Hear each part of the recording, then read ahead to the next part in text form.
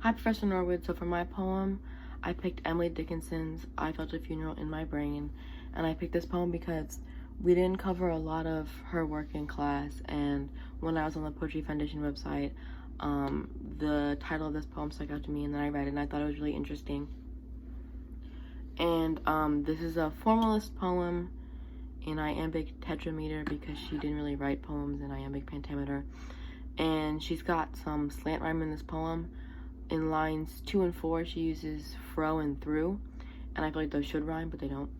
And she uses a lot of imagery in this poem, a lot of metaphors, because it's a funeral that she's at in her mind, and so she's got to use things to evoke the feelings of a funeral. And she uses things like heavy lead boots and the steady beating of a drum. And I think that the heavy boots could signify like the heaviness of a funeral because, sadness can feel very heavy and funerals are sad.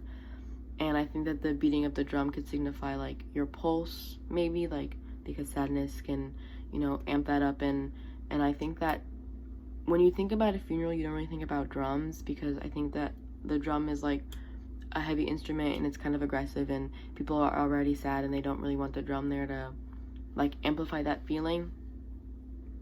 And I think that Emily Dickinson could be the speaker in this poem.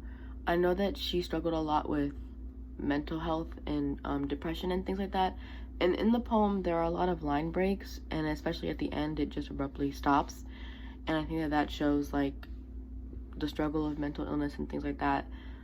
And I think that she used her struggles with that as fuel for her poetry, like, because she writes a lot about death and depression and dying and things like that. And so I think that she could be the speaker in this poem, but I'm not 100% sure. But just based off like who she was and what she usually writes about and how her own mental illness was fuel for her poems, I think that she could be the speaker.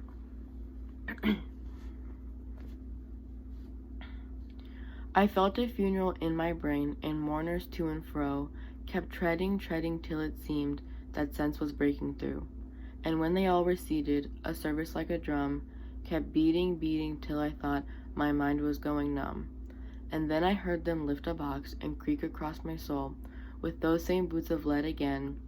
Then space began to toll, and all the heavens were a bell, and being but an ear, and I in silence, some strange place, wrecked, solitary here. And then a plank of reason broke, and I dropped down, and hit a world at every plunge, and finished knowing then.